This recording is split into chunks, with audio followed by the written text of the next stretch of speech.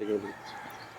Anyway ma'am, good morning po. Puwede po bang, pakisalaysay yung buong nangyayari, paano nakapasok at ano ang nakuha po ng, kawatan po ma'am? Dito na lang sa camera. Okay na lang. Ay, iyak na siya. 1:45 AM dito siya dumaan. Dito sa likod nakagip siya ng CCTV namin. Kasi may Mm. CCTV kami doon. Tapos nakapasok siya dito siguro after a minute. Ang una niyang ginawa is inopen niya muna yung window namin sa kwarto. Pero hindi pa siya una Oo, okay pumasok. na. Sige Okay. Hindi pa siya unang pumasok diyan sa bintana. Nauna muna siyang pumasok dun sa loob ng sala. Mm. Pero nung wala siyang nakitang makuha dun, lumabas ulit siya, sa kanya kami pinasok dito sa kwarto. Alam na alam niya kung saan nakatago yung mga CCTV namin. Kasi yung mga saksakan ng CCTV namin, nakasaksak yun sa likod ng mga cabinet namin na malalaki. Mm. So, alam ko na familiar talaga siya dun sa bahay namin. Mm. Kasi tinanggal niya yung mga saksakan. Pati itong CCTV dyan sa labas, tinanggal niya rin yung saksakan. Ito lang yung hindi niya natanggal kasi masyadong mataas. Ayun, pumasok siya. Tapos, nakuha niya pa yung vault, yung bag at laptop ko. Hindi ko pa naramdaman. Nailabas niya na actually. Tapos biglang tumahol yung aso ko. Kasi yung aso ko kasi natulog yun sa loob ng kwarto. Bigla siyang tumahol. Yung tahol na, yung alulong na ibang tao yung nakikita niya. Hindi siya familiar dun sa tao ko. And then, nagising ako. Pagmulat ko, may lalaki na nakatakip yung buong katawan. Pero hindi niya suot-suot yung red na balabal niya. Hindi niya na sinama nung pumasok siya sa kwarto. Tapos, yun, hinoy-hoy ko muna siya. Hindi ko muna siya nilapitan. Kasi baka may gawin siya sa aming dalawa ng anak ko. Kasi katabi ko lang matulog yung anak ko eh. Then, nung hinoy-hoy ko siya, pag labas niya ng bintana, ayun na, doon na ako sumigaw kay daddy ko. Sigaw talaga ako ng sigaw ng, Dad, Dad! Hanggang doon sa kabilang street, narinig daw yung sigaw ko. Akala daw nila kung ano nangyari kay daddy ko. Pero si daddy ko tinatawag ko kasi doon sa taas yung kwarto niya. Alam ko na pag sisigaw ako, maririnig niya yun. Bigla namang bumaba si daddy ko. Tapos sabi ko, Dad, nilooban tayo. Kinuha yung bag ko tsaka yung vault ko kako.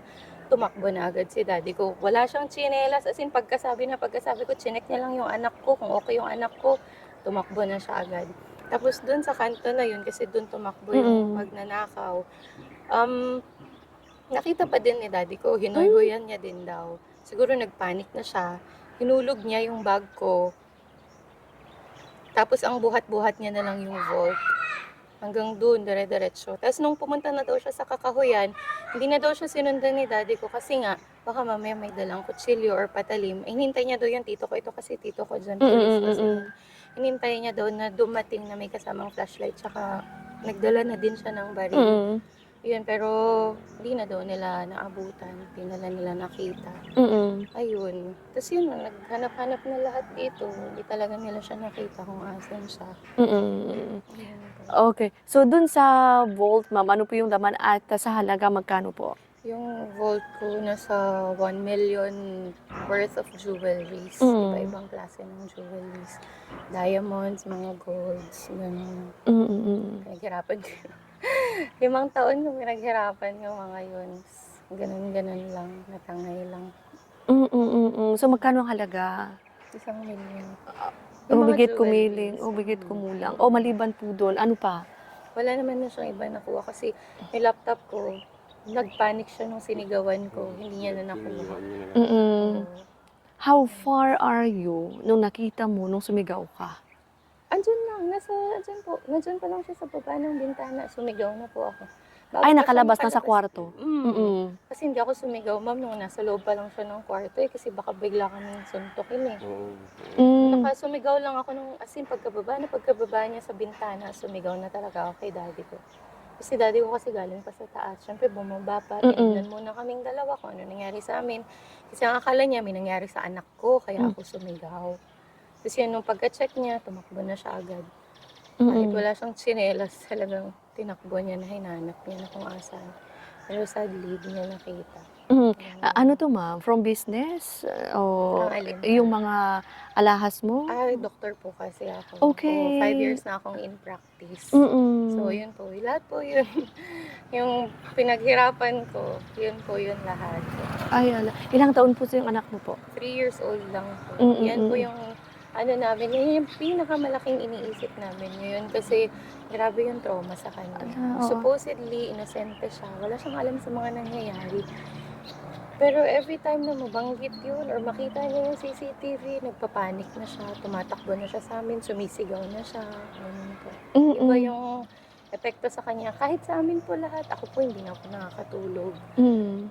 Yung TV ko palagi na lang naka-on kasi napapraning na talaga ako. Ganun. Mga bintana ko, tinakpan ko na lahat, hinarangan ko na lahat ng mga kung Mm. ano-anong pwede kong iharang. Ay Ganun sa po. trauma. Grabe yung trauma niya. More Mm. than dun sa nakuha niya yung trauma talaga, lalong-lalo sa anak ko, yung Mm. concern ko. So, paano, kumusta yung pakikipag-ugnayan niyo sa pulis, may Okay ginawa naman po, pa? everyday naman silang nag-a-update. Kanina nga po actually kakatapos lang po ng pag-uusap namin ng mga pulis. Kasi yung isang person of interest nila, hinahanap nila ngayon, tapos nagtatanong-tanong sila. Nag-update naman sila sa akin palagi. Mm. Ayun. Okey, Doc, sorry Doc pala kayo. May nilabas kayo pong reward. Oo, naglabas ako ng 30,000 pesos na cash reward kung sino man ang makakapagturo doon sa magnanakaw. Para Mm. magkaroon na ng peace of mind kaming lahat dito. Kasi kahit mga bata po, every time dadaan dito sa harap ng bahay namin, sisigaw ng magnanakaw, magnanakaw. Ganun po, grabe. Pati din Sabi sila na ano, na kahit sila na ano na lang yung bahay namin. Parang mm. nabibinyagan na yung bahay namin na anuhan ng mga magnanakaw. Okey, Ganun po. mm. So, ma'am, Doc, sorry to ask pero yung person of interest, familiar, like Familiar siya. here? Ang nung unang-una pa lang na tinawag ko yung daddy ko, sabi ko, "Dad, nilooban tayo." Sumigaw din ako kay daddy ko, sabi ko, "Taga dito lang yun." Sabi ko kay daddy ko. Kasi alam niya kung saan siya tatakbo eh. Alam Mhm. niya kung saan siya pupunta.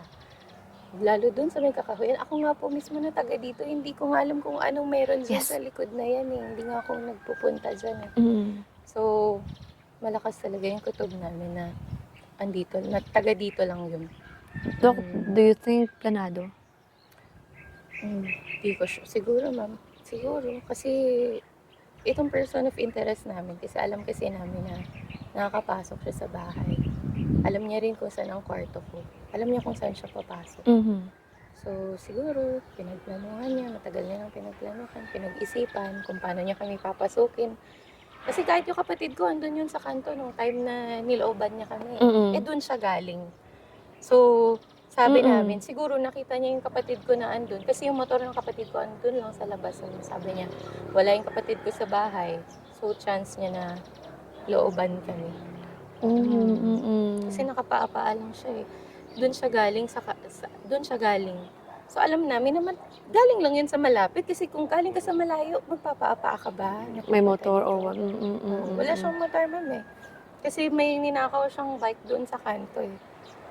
Ah, Nahagip din sa CCTV. May nagreklamo din doon sa kanto na may bike siyang ninakaw. so posible ito yung ginamit niya? Opo, Mm. posible po. Sabi po ni Kapitana namin, yung bike na ninakaw niya, iniwan niya doon sa may likuran doon. Hindi ko lang po sure kung saan.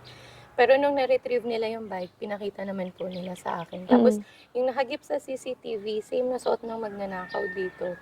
Same din yung suot nung nagnakaw doon sa bike. Pero wala pa kaming sure na kahit ano about doon. Mm. Doc, dahil po sa nangyari, sa inyo ngayon, ano na po yung, ginagawa natin para hindi maulit or baka ulitin pa niya ito? Kaya nga po eh, sana po hindi. Sana matakot na siya. Kasi siguro hindi niya rin in-expect na ganito magbo-blow up yung ano sa kanya eh, yung news about sa kanya eh. Pero ngayon po, nagpapakabit na si daddy ko ng mga grills, sa mga bintana. Lalo yung mga CCTV, inayos na po namin lahat yan. Mm.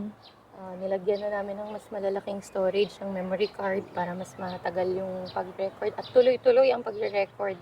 Noong time kasi na pumasok siya, hindi kasi tuloy-tuloy yung record eh. Yun yung isa naming ano eh, problema nun eh. Ayun po. Tapos, ilalak na lahat ng gate. Mm. Okay. kung gumagawa naman na ng paraan si daddy ko, inaayos niya na yung bahay Mm. namin. Kayo lang lagi nandito po? Kami lang pamilya talaga ang andyan. Mm. So anyway ma'am, ano pa rin yung mensahe natin sa ating mga kabayan, especially sa mga panahon ngayon na kahit kapitbahay mo, kilala mo, Oo nga pwede po ka. eh. Hindi, wala na pong safe sa panahon ngayon at mahirap na magtiwala. So, palagi niyo pong isara ang mga pintuan niyo, mga gate niyo, mga bintana before kayo matulog. I-check niyo lahat kung walang nakabukas. At huwag masyadong magtitiwala at magpapapasok sa mga bahay-bahay. Mm. Okay, anyway Doc, thank you so much. Doc,